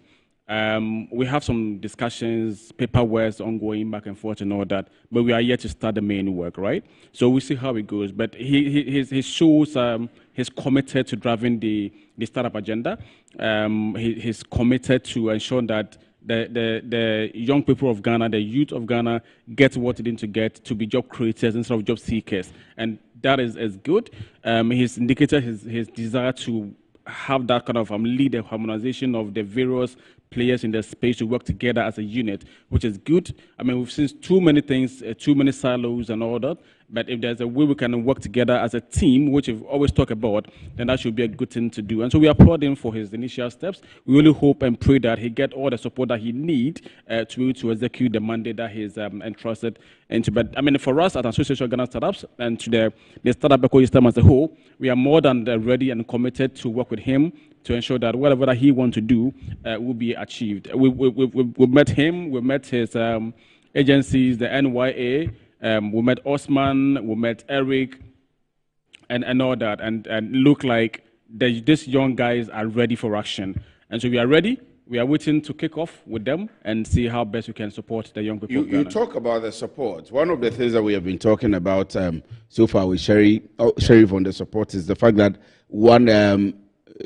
the ministry is not part of cabinet. Its previous ministry is not part of cabinet as well. And the young people are the backbone of the economy. And so to be able to grow your GDP, to be able to meet the macroeconomic indicators, the targets that have been set, I mean, these are the things that we've been talking about. And he's not part of it. How does he get the power to be able to move on and promote the youth? Well, so I think this one of the disappointing moments of that, but then we discussed it. I think he made a mention that though he's not in cabinet, he has the ears of the president. The president have assured him that whatever he needs, anything, he is there personally for him on that agenda. And so, I mean, we would love to see him in cabinet, but for now he's not. But with or without a cabinet, how would he ensure that he can get his mandate executed? That is what is important for me. And he's given his word that the man himself in charge, the president, have assured him that whenever he needs anything from him, he is ready to provide that. And so let me cut you in there. So let me cut you in there. Yes. I'm coming back straight into the discussion. And so let me just cut you in there on the cabinet. And yesterday, like I'm saying, I spoke to him. I spoke to Opariado, and he had mentioned a number of things, including one of the main reasons why we are here this afternoon. His push, he wanted that to be captured in the budget, which was read by the Minister of Finance, Honorable Kisela, on the 11th of March 2025. However, he didn't get that done, but he pushed and pushed and pushed enough and couldn't get that done.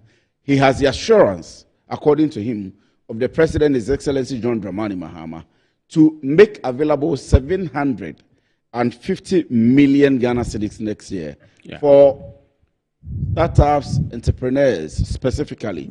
Even though the National Apprenticeship Program will be there, the Admira will be there, the CODES program will be there. I have that bite and some other things that he has stated. Let me pick that quickly and then we'll come back.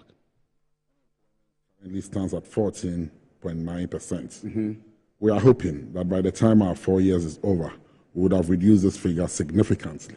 To single digits? Hopefully. Hopefully. And it's possible. It can be attained. With the right policies and the right plan, we should be able to achieve it. So your plan is that, and if anybody is watching us, and we'll come back to you to ask you these questions again, that at the end of 4 years, with you as the minister, unemployment, which is currently at 14.9%, of course, according to the Ghana Statistical Service, should reduce. Certainly. To single digits. To single digits, hopefully. Right. We'll come back to ask you. As the years or even the months go by, we'll come back to you. We'll be with you. And to be able to achieve this, we must have a clear-cut policy. We should be focused. We should be determined. And we should know which way we are going. If we're able to do the National Apprenticeship Program and do it well and implement it well and go by what we've set for ourselves, we should be able to create a minimum of 40,000 direct jobs, 40,000 people, and then they will now create close to if 40,000 people are trained and they are able to even employ 4 to 5 people. That's 200,000. Exactly. If we're able to do the 1 million coders and train all 1 million and even more, and then that is taken off, we would have achieved something. If we're able to do the 10,000 annually of the entrepreneurship, the Edumera program, that means at the end of the 4 years, we should be doing 40,000 entrepreneurs, startups. If we're able to start them up and everybody is even able to do 5 to 10 in terms of employing people, that is direct. The indirect benefits will be more. These are just 3 of the programs we intend to do, but there are other programs. We are looking at agribusiness, reclamation of lands, young people in Galamsey, how to take them out, all that. So if we're able to go by all the programs and policies we've set for ourselves, we should be able to reduce the unemployment rate significantly. And you see, there is another group. Yes. They're not in employment, not in training, and they're not in education. Have you heard about them before? Yes, of course. So those who are unemployed, they are not in employment. Actively be described as those who are actively looking for jobs or being trained. Exactly. So what you are describing is those they are not looking for jobs. Yes, they are not in employment. They are not being trained in any way. They are not going to school. But what are they doing? That should bother you and I. Because if the person is not in employment, if he's not in school, he is not engaged in any productive activity, certainly he feeds. So how is he feeding? How does he go about? Forgive me, but I'm tempted to say those are the armed robbers. So you see, forgive me. I mean, forgive me if you're watching. For want of better words, not all of them. Yes, I am apologizing. But that is the group I intend. One of the main targets I've set for myself is to focus on that group. Needs, yes, to put them to productive use. Because you see, all these young people who you find out there loitering around doing nothing, they are a danger to national security. Because you see, when you wake up in the morning and you come and sit here, you have a job. If I come and call you and ask you to go commit a crime with me, when you have a job, would you have the time to follow me? No, I'm coming to work. Exactly. So that group, so the groups that are used to commit most of this petty crimes, serious crimes, how they are the group I intend to target more. Also, these days, if you drive around, you find out that Yoko has mounted big billboards. Internet fraud is a crime. Call this number when you see people. That group that indulge in those activities, they are one of the critical groups we are looking for. Because if we want to train coders, that group is a good group. The hackers and those who call you and will tell you, I'm calling from MTN. We are giving you an award. It's because there are no jobs. So they must be innovative. They must find ways and means of feeding themselves. Those are the people we are looking for. Mining communities. How do we end the menace of Galamsey? The goal is such that it gives you money immediately. If you are taking somebody out of that neighborhood, the alternative must be juicy, it must be attractive for him to follow you. And so we are designing programs that they will find, because for instance, people within the ICT space, it pays very well. The returns are good. All you need is a smartphone or a laptop with internet, and you can sit anywhere in this world and work. And so those are the spaces, or those are the areas that we are looking at tapping into so that we can create sustainable jobs for them. The other challenge we have is that a lot of our young people, even though they have skills, a lot of our young people find themselves in the informal sector. Yes. And one of the targets we set for ourselves is to find ways of formalizing some of the informal sector. If you take the population census, for instance, in Greater Accra alone, there are over 300,000 middle-income families. And in all these households, you will find one domestic worker.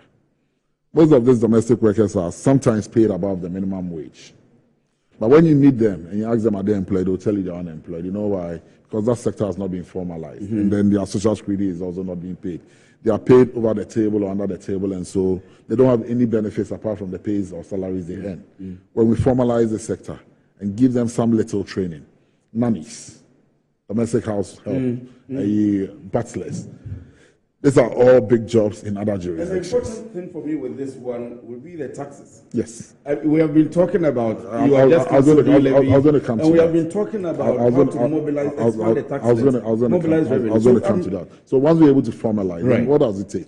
With technology and AI, this can easily be done and scaled up. Initially, it's going to be difficult because people are always reluctant in coming out. Go around this country in the evening. The number of pubs, hangouts, drinking pubs. Also, George Opariado is the Minister for Youth Development and Empowerment. And yesterday we spoke to him. He had a lot of ideas to espouse. And one of the major ones, we were not able to play to that point anyway. But what he had said was to put up 750 million Ghana cedis specifically for entrepreneurs and startups. So we have the two of them here. Let me begin with you, Sheriff. Do you know about that? And I mean, should I say ask whether you are happy about that? Well, I know about it. It's not happening this year anyway. I know about it, but I'm not happy it's not happening this year. But I know about it. I think it's one of the flagship programs that George Opariado himself want to bring up. You see, for me, when I engage him, some of the things we, from the Ghana Chamber of Young Entrepreneurs, every year what we do is to do an assessment of the state of youth business in Ghana. The key thing that I've been on challenge, and I think my brother will also share in that light, is the access to funding. Access to funding, access to funding. We did a nationwide engagement, access to funding, and other ecosystem actors did that.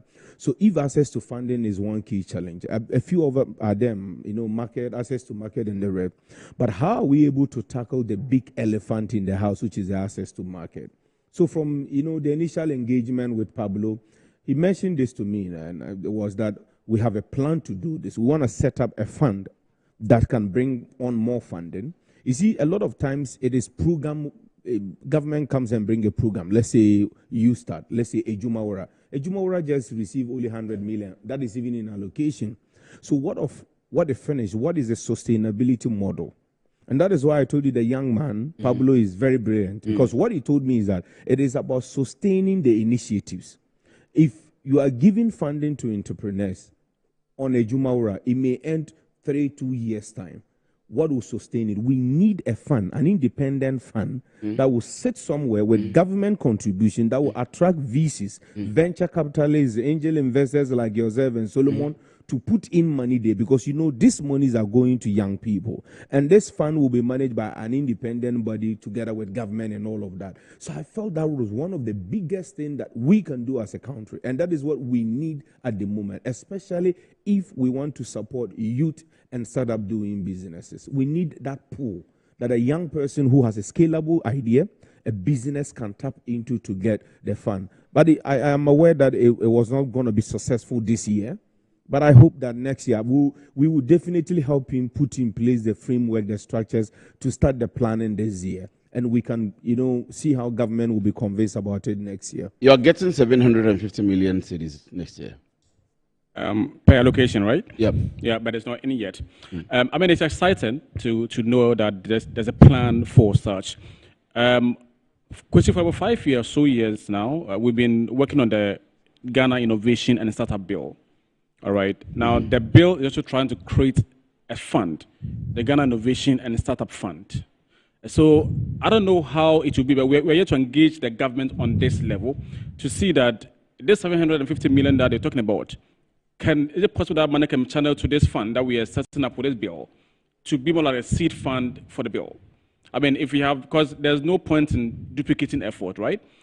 If the government wants to have a fund set up for young people, for startups, and there's a bill that is going to be passed by government, also to be implemented by the same government, and the bill is trying to create a fund, are we going to have two separate funds? I would say no. So maybe as we go ahead, we will discuss with them and see if they can rather channel that fund to more like play a seed fund role to the fund that this bill is trying to propose. But it's early days yet. But I mean, the basis that is uncertain to know that they have interest in that space. There's allocation for that, and we'll see how that goes. If they decide to have a separate fund for us, so far as we can be able to tap into it, hallelujah. Like Sherry said, one of the key issues for young people of startups is funding. And not just funding as in government grant and things like that, but how to make the environment conducive enough to attract foreign investment. Startups are raising huge funding from elsewhere. What are the incentives going to put in place to ensure that these young people can attract extra funding beyond the government money that they'll be giving to you as grants or as soft loans? All right. So beyond just the 750 million or whatever fund they will give as seed money, we need to ensure that the environment is conducive enough to attract funding coming into the country. As you speak now, last year, for instance, Kenya raised over $600 million from the global startup ecosystem. Nigeria raised huge amounts. Ghana, we were able to raise just about 68 million. On rating, Ghana, I think we're on 5th position, right? We are the gateway of Africa as we pride ourselves in. But when it comes to raising funding on the startup landscape, we are fit on the African scale. And we need to improve our rank. How do we do that?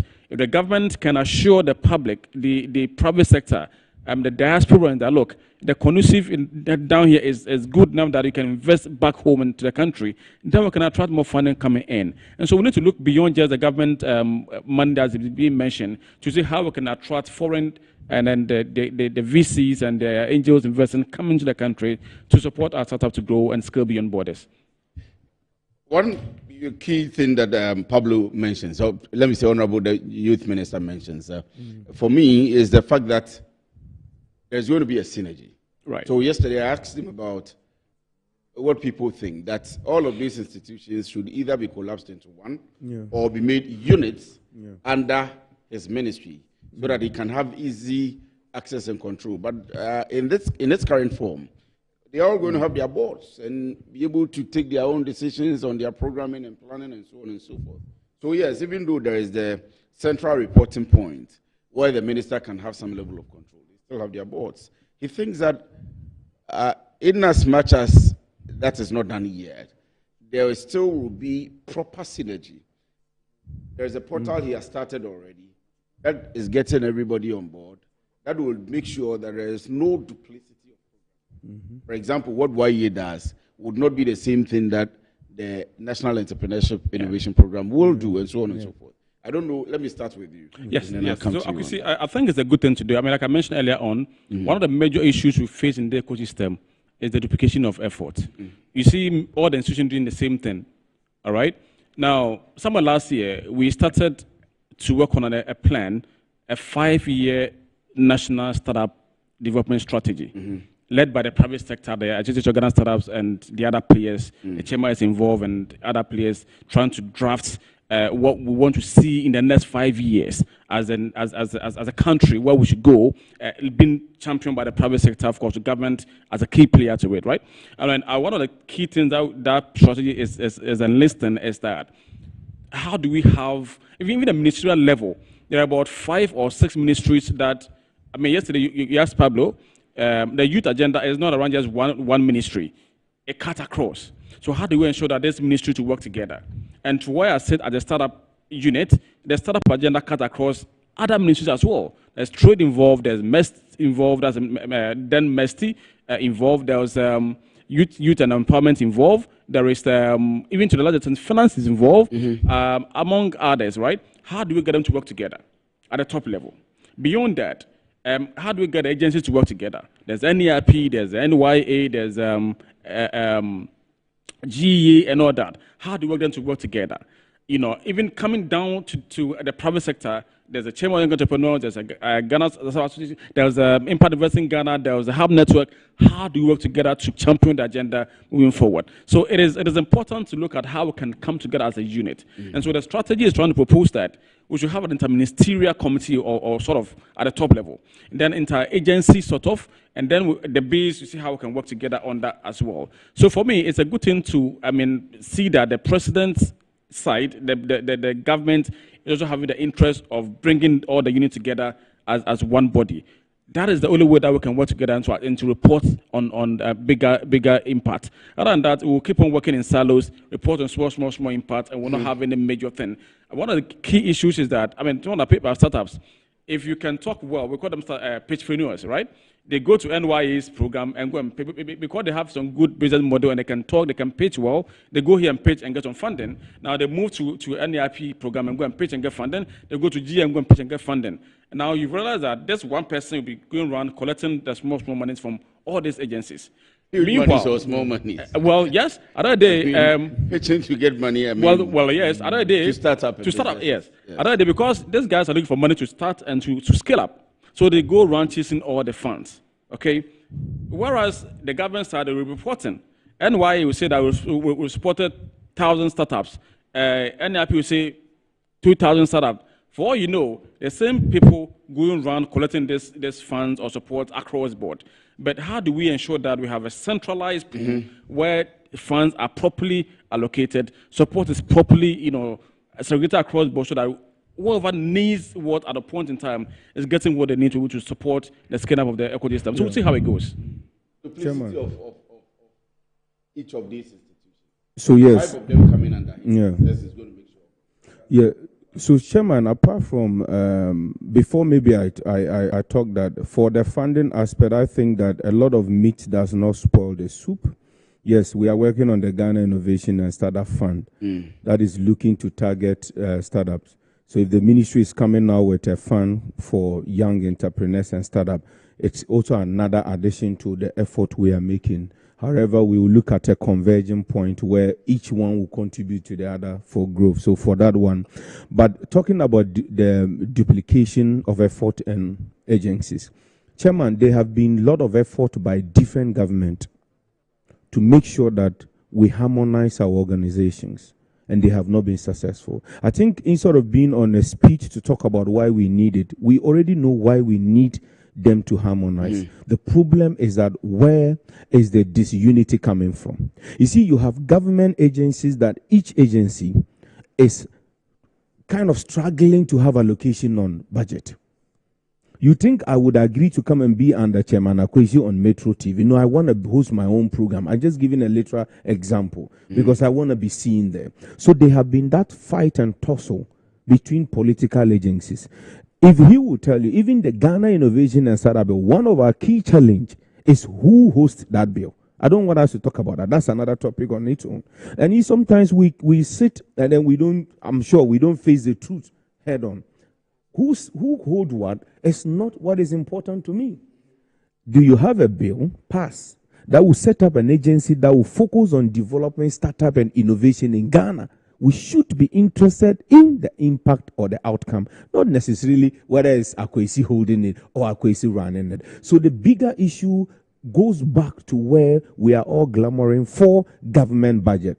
Now, if you ask me the youth ministry, I think Pablo's strategy would work, but let's see, it is early days yet. His plan late, if he's going to follow them, will work. But my request will be that I have been saying this for the past 10 years. Ghana does not necessarily need YEA to come under NYA. They don't need NYA to go under any other agency and all of those. Because if you see YEA's functions, it's quite different. The National Youth Authority is quite different. That of Maslow, totally different. And that of the other one part of them now, NEIP and the NSS is yes, NSS, totally different. Enterprises Agency also. Good. But I could see what Ghana needs is the youth tower. I have been to few countries where when they say this is a youth tower, when you get to the youth tower, you see the youth business desk or office. the youth business, like NYA is there, YE is there, and all of them are there. Why do you need a youth tower to house all of these people? It makes it easy for a young person to access. When people are working together, imagine I'm working with you here. It will be difficult for me to come and do good afternoon program, except you are not here. I'm sitting in for you. I can't design another new program that look like this. We will definitely have to innovate because we are all here. We know what is happening. But the problem is that YEA CEO is sitting there thinking of what to do to impress the government or the president of the day. National Youth Authority CEO is sitting there thinking of what to do to impress the appointing hand. So you think they will mind you saying, let's work together? No. Everybody wants to show Mr. President, the green letter you gave me, I have made good use of it. So what Pablo needs to do, I like that, but he has to be hard on it. He has to get all his agencies, the 5 of them, he has to define a road for them, sit them down and say, hey, this is where you are going to focus on. Entrepreneurship and startup development, NEIP. National Youth Authority, you're going to do this. YEA already, your path is already clear. There's no ambiguity about that. But what I need, or what I, as a youth leader on your platform, is that it is high time we started looking at bringing all of them under one roof, like a youth tower idea, where you can have all the offices. If you think the youth tower is not very important, let me give you an example. I have a brother, I'm from the northern part of Ghana, who comes here having the hope that, because most of the authorities, most of the agencies don't have offices in the regions. So they come here to look for certain support from the youth sector. They come and they go to NEIP. NEIP say, this thing, but we are not the one implementing it. They go to YEA. YEA say, no, but it is this people. So at the end of the day, the young person who comes from my hometown with 100 or 200 cities will spend all their money on transportation and will not get the solution. Just like that, right. But if we have the same tower that all of them are, it is easy to be able to access. Because I believe that whatever they were all set out to do, they are doing exactly that. So they should be in the same building. They should be in the same tower and serve the youth of Ghana. Unfortunately, my time is up. I have let me give you 1 minute each to talk about. I have the I have the apprenticeship program, and maybe the coders. We may want to join them. Let me begin with you to comment on that, and then I'll round up with you, Sheriff. 1 minute, please. Your mic is off. Okay. Oh, sorry. Yes. So I think these 2 initiatives are great. We, as an Association of Ghana Startups, we are more than ready to support the government in this mission. They want to train about 10,000 startups a year, totaling 40,000 startups. That may be where my key interest is, because that is where we meet directly, right? So we want to see how we can play a role to help them achieve this mission. Again, I think my call to the government would be that they need to look at what is already existing, all right? Who is doing what they can partner with to achieve this 40,000, this 4 years ago. I mean, you cannot reinvent the wheel all the time. If the institutions already there doing things that they can support to scale, let us do that. Support them to scale, then come to set up a new thing altogether. Whatever the previous government have started, they should be able to continue with. Let's support that to move. If it's good for the country, let's support to move. For us as private sector, we are ready to work with the government, programming and all that, ensure that whatever that they want to do, the success is achieved for the country at large. And so we are ready to work with them on all fronts. But for me, I think that it's a good thing that we have these 3 initiatives on board. And again, youthful appointment, perfect. We hope to see that they're able to work, put some action to the token to be able to achieve better results moving forward. Right. Sorry, let me give you 1 minute also. Your mic is... Oh, sorry. Apprenticeship program with 300 million, Jumaura with 300 million, all of them. Jumaura is 100. Jumaura is 100. Yes, yeah. One of them is 300. The other is 300 million. Jumaura is 100. Codes is 100, and all of that. And amazing, brilliant ideas.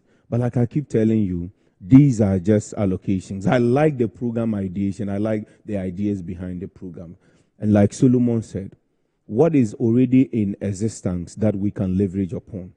I told the minister some time ago, there's one thing mentioning it in budget and there's the other allocating. We are in this country, when programs were announced, it was read twice in one government budget and we never see anything about those programs. So my fact is that if you are happy today that we've heard it, it's been mentioned, Charlie, It's now that they are going to look for the money to come into it. So yes, in as much as we should be happy, yes, waiting for the money, let us ensure that whatever we can leverage now, because there are a lot of people that are looking at supporting some of these areas. You see, when government announces a budget, it involves people interest from the development partners and the rest.